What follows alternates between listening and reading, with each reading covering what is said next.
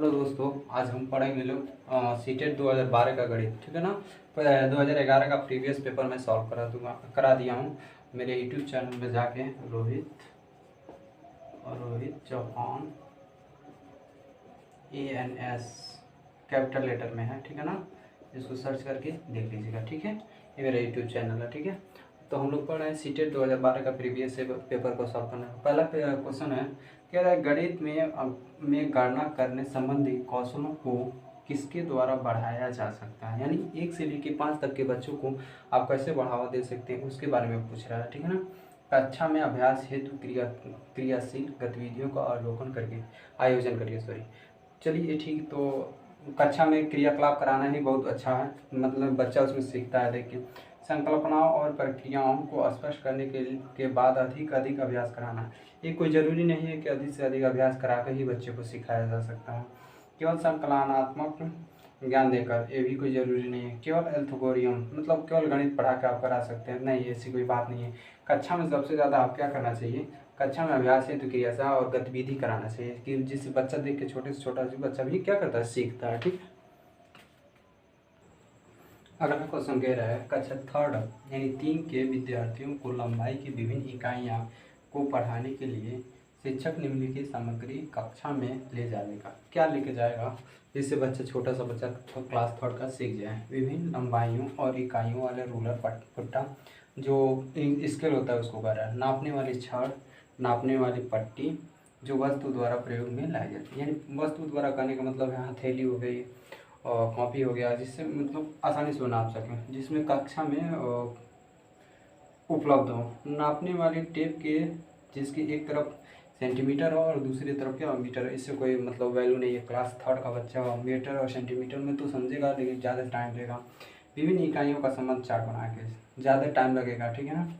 Centimetre वाला ruler और नापने वाली टेप, इससे कोई मतलब नहीं है। ये सबसे ज़्यादा उपयोगी है, मेरा आंसर ए, क्योंकि कह रहा है विभिन्न इकाइयों और लंबाई और इकाइयों वाले रूलर पट्टा और नापने वाली छड़, नापने वाली पट्टी जो वस्तुओं द्वारा प्रयोग में लाई जा सकती है।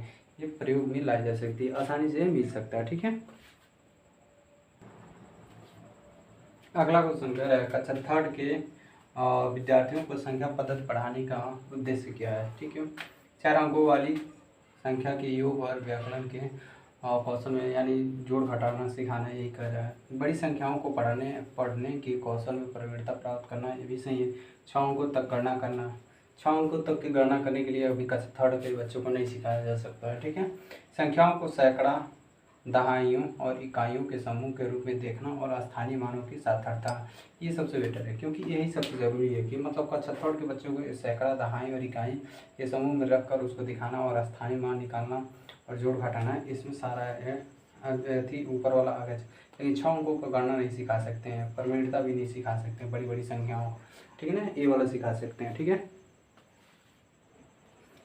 अगला सवाल है, सबसे उपयुक्त व्यूह रचना जिसका प्रयोग धनराशि के योग की कुशलता को आत्मसात करने के लिए किया जा सकता है। आत्मसात मतलब होता है स्वयं से मतलब जो रोल प्ले करेगा, सबसे अच्छा ऑप्शन यही है, क्योंकि भूमिका निर्वाह। आत्मसात मतलब स्वयं से करके दिखाना। बहुत सारे सवाल हल करने से कुछ फायदा नहीं है। सूचना और संप्रेषण तकनीक ICT का प्रयोग करके भी कोई बात नहीं है। प्रतिरूपों का वर्णन, इसमें भूमिका निर्वाह करेंगे या रोल प्ले करेंगे तो सबसे अच्छा इसमें माना जाएगा। ठीक है ना। कह रहा है कि एक शिक्षक आधार और स्थानीय मान की संकल्पना का विकास करते समय कक्षा में निम्नलिखित पहेली का प्रयोग करता है। पहली कौन सी है, मैं 8 दहाइयों और इकाइयों से कम हूँ, इस गतिविधि का उद्देश्य है। कह रहा है आधार 10 और स्थानीय मान की संकल्पना को दृढ़ कर रहा है, सही है। योगात्मक तो उसमें कर नहीं रहा है। विद्यार्थी को दहाई और इकाई की संकल्पना को परिचित कर रहा है, ये भी थोड़ा सा सही है। आगे चल के देखते हैं। कक्षा में कुछ मजा करना और एक इससे मतलब तो कोई है नहीं, ये दो ऑप्शन कट गई। पढ़ा है आधार 10 यानी दहाइयों का मतलब हुआ, और स्थानीय मान की संकल्पना, यानी यही ऑप्शन है कि स्थानीय मान का वो क्या कर रहा है, गतिविधि को बढ़ावा दे रहा है। ठीक है। अगला क्वेश्चन कह रहा है, छठा, योग और व्याकरण पर आधारित शब्दों में दिए गए सवालों को हल करने की विद्यार्थियों की दक्षता का आकलन करने के लिए आकलन का शीर्षक क्या होनी चाहिए, यानी पाठ का शीर्षक क्या होनी चाहिए। सवाल का बोधन और सही जवाब लिखना। हो सकता है सवाल को सही पहचान, सही सक्रिय निष्पादित करना, हो सकता है गलत, आंशिक रूप से सही पूर्णतः, ये भी कुछ नहीं है। सवाल का बोधन करना, चलिए सवाल को मतलब क्या दिए हैं उसको बोधन करने में, निष्पादित की जाने वाली संक्रियाओं को पहचान करना, समस्या का गणितीय रूप में निरूपण करना, सवाल का समाधान और प्रस्तुतिकरण, ये सबसे पहले, क्योंकि प्रस्तुतिकरण सबसे पहले है कि मतलब 1 से 5 तक के बच्चों को प्रस्तुतिकरण ही सबसे अच्छा है ना। बाकी कोई ऑप्शन सही नहीं दिख रही है, ठीक है। ये तीनों क्या हो जाएगी, कट जाएगी, ठीक है ना। अगला क्वेश्चन, अगला सवाल कह रहा है रीना दशमलव के गुणन की संकल्पना का शिक्षण करने के लिए एक ग्रिड पद्धति का उपयोग की है। इसका नमूना नीचे दिए कौन सा ऑप्शन सही बता रहा है। देखिए 0.06 है, यानी ये दो खंड दिया है ना, यानी 2 ठो ऐसे है, देखिए 2 ठो और 3 ठो ऐसे है ना, तो इसमें 0 और 3 से मल्टीप्लाई करेंगे 0.2 इंटू 0.3 से, तो 0.06 आएगा, क्योंकि 2 डिजिट के बाद पॉइंट लगेगा, तो यही मेरा आंसर दिया है। तो ये कह रहा है तो क्या सिखाना चाहती है, सिखाने की परंपरा में पागम का प्रयोग कर रही है, सही है। हाँ चलो थोड़ा सा ऑप्शन सही लग रही है, समस्या समाधान कौशल के लिए विकास पर बल दे रही है। हाँ समस्या है उसको समाधान कर रही है और कौशल पर भी बल दे रही है, भी थोड़ा सा सही है। प्रक्रमणशील ज्ञान पर ज़्यादा बल दे रही है और संकल्पना पर कम ज्ञान दे रही है, यानी सबसे खराब है, क्योंकि संकल्पना पर ज़्यादा जोर देना चाहिए, ठीक है ना। और प्रक्रमणशील पर कम ध्यान देना चाहिए, संकल्पना ज्ञान और समस्या समाधान। देखिए इसमें समस्या समाधान है तो इसमें समस्या समाधान भी आ गया, पर ज़्यादा बल दे रही है, और तथा प्रक्रमणशील पर कम ध्यान दे रही है। ये वाला मेरा ऑप्शन क्या होगा, डी वाला सही हो जाएगा, ठीक है।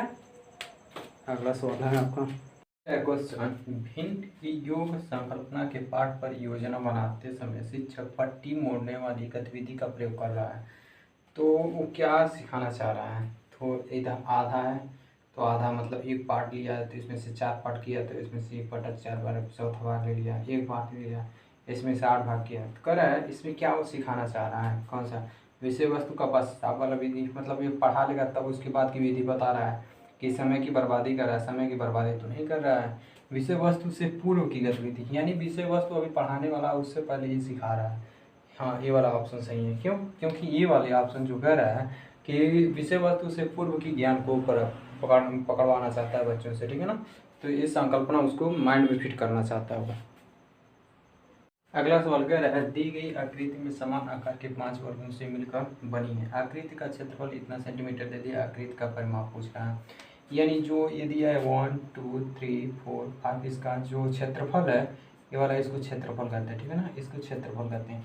ये दिया 180 सेंटीमीटर, वर्ग सेंटीमीटर, सेंटीमीटर स्क्वायर, जब सेंटीमीटर दे दिया है तो वर्ग का क्षेत्रफल होता है, वर्ग का क्षेत्रफल होता है, 5 को दिया है तो पहले 180/5 से डिवाइड करेंगे, 5 से कटेंगे, 5 3 15, ठीक है ना, 5 3 15, 3 बचा, ठीक है ना, 30, 5 6 30, यानी एक वर्ग का क्षेत्रफल हमारा 36 है।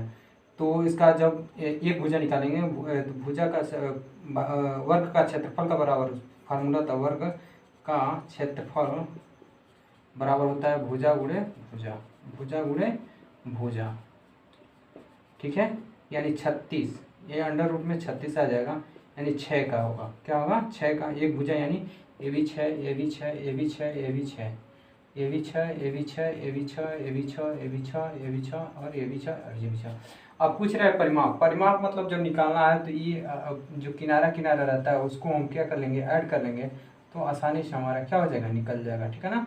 अब इसको सिंपली ऐड करिए, 6 6 12 6 18 6 24 24 6 30 30 6 36 36 6 42 42 6 48 48 6 54 54 6 60 6 60 12 72, यानी ये जो सेंटीमीटर होगा 72 सेंटीमीटर वही क्या होगा, इसका क्षेत्रफल थी परिमाप होगा, ये वाला हमारा ऑप्शन आ जाएगा, ठीक है।